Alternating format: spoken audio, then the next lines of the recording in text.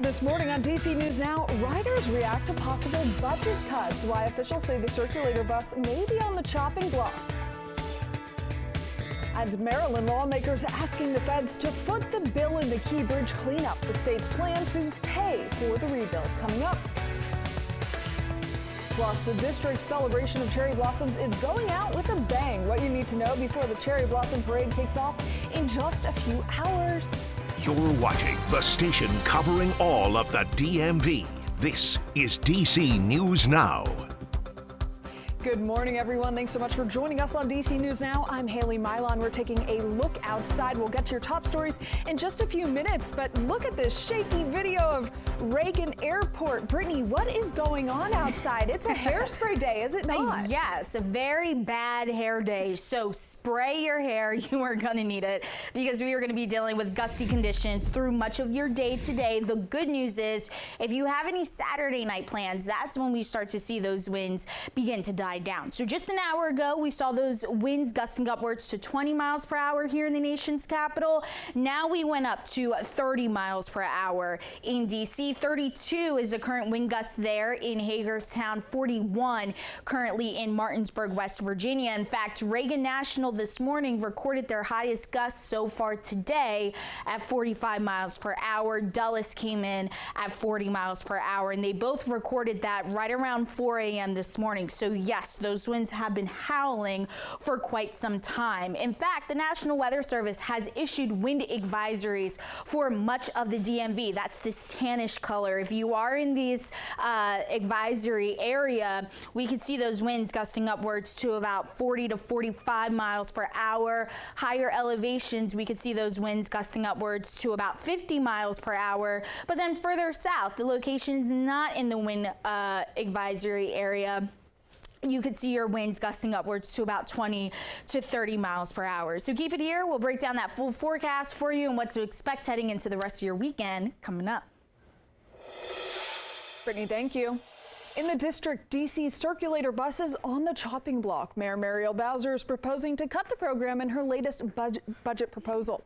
The mayor says at this point, the ridership just doesn't justify the cost, and the reason is a post-pandemic drop in ridership.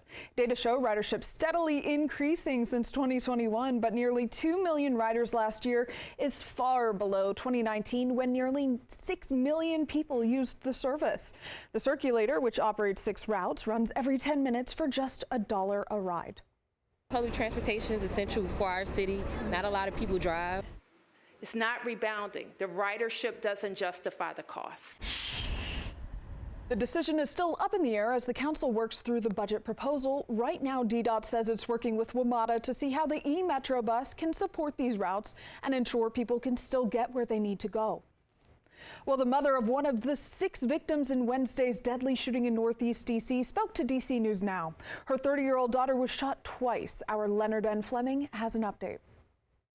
Angela Truth Jarrett tells me that she feels very lucky that her daughter is still alive and that she's slowly recovering from her wounds and that she hopefully will be walking soon. But this is the type of random violence that she never thought would find her family.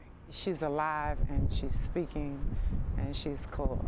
You know, she's coherent. Angela Truth Jarrett says she's thankful her daughter Khadijah Page survived a deadly shooting Wednesday night outside her apartment complex in Northeast DC that killed a Maryland man and injured 4 others, including 2 children.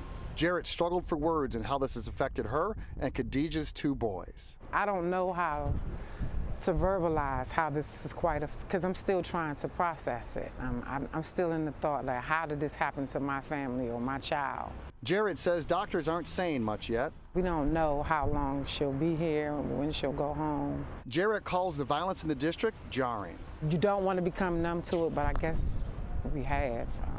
I guess we have become numb to it because we see it so much that now that it's hit home, I don't really know how to verbalize it. Khadijah's boys are staying with Jarrett, but she worries about how the shooting will affect them. I'm afraid for my child now. I'm afraid for my grandchildren. I'm afraid that this particular incident will affect my grandson. You know, he's a young teen, and he's angry at what has happened to his mother. So police still have not made any arrests in this case, but they are looking for a light blue Toyota sedan. Meanwhile, Jarrett says she believes police will find these 2 men. Reporting from MedStar Washington Center Hospital, Leonard N. Fleming, DC News Now. Back to you. Leonard, thank you. We're hearing from Virginia Governor Glenn Youngkin for the first time about big changes he made to a bill meant to legalize skill games in the Commonwealth. Those changes include banning skill games within 35 miles of a casino and within a half mile of a school or place of worship. Take a look at this map. It puts those regulations into perspective. Any place covered by those pink circles or red squares would not be allowed to have skill games. Youngkin's changes have angered small business owners. My concerns around the original bill were principally focused on having a more robust regulatory framework. Second of all, making sure that citizens have a voice in this decision. And then finally, putting in a more protective set of arrangements for public safety and for consumer protection. The General Assembly reconvenes this coming week to consider Youngkin's amendments. Meanwhile, the governor signed a bill this week upping the legal marriage age in Virginia to 18 years old. Currently, it is 16 years old. According to the Unchained at Last, a nonprofit that helps girls get out of forced marriages, Virginia is one of only 11 states that have made it illegal for minors to get married. This morning, new details in the collapse of Baltimore's Key Bridge. Maryland lawmakers have introduced a bill that would have the federal government pay for the entire rebuild process. The feds typically pick up 90% of the cost while the state pays the remaining 10%. It's unclear just how much it'll cost to build a new bridge, but estimates are in the billions of dollars. Meanwhile, the state launched a program yesterday aimed at preventing layoffs while recovery work continues. Now, under the program, businesses and other entities impacted by the bridge collapse are eligible for up to $200,000 in grants. And Governor Wes Moore is also launching the Francis Scott Key Bridge Collapse Response website. The site serves as a hub for Marylanders searching for federal, state, and local resources and for programs related to the collapse of the bridge. Take a look at the site here on your screen. You can find information on relief programs for impacted workers and businesses, traffic updates, the latest on road closures, updates on salvage and response operations, and Maryland's Traveler Information Service. In Western Maryland, the community is spreading awareness about PTSD and helping local veterans. Frederick County reporter Skylar Salas has a look at how they're doing it. Pulling for Veterans is a local organization that spreads awareness about PTSD. In the last few days, we had a big box store gift us about 8 pallets of brand new clothes with the labels still on them, price tags and all. Nick Walker is founder of the Pulling for Veterans. Starting next week, they, along with several other local organizations in Frederick County, will pass out around 150 boxes of clothes to veterans who need help. Walker says they use the opportunity to bring awareness to PTSD and secondary PTSD. It's something Nicholas Walker knows all too well. They do not realize that the caregiver, which is secondary PTSD, that is all about the caregivers. They're helping us navigate through it, but we don't realize that they are going through the same thing. And for volunteer Michelle Payton, her father served in the Marines and says care packages like this can mean everything to a veteran, especially the ones suffering from PTSD. My father was a Marine that served in Vietnam, and unfortunately he was part of the era that was not well received when they came home.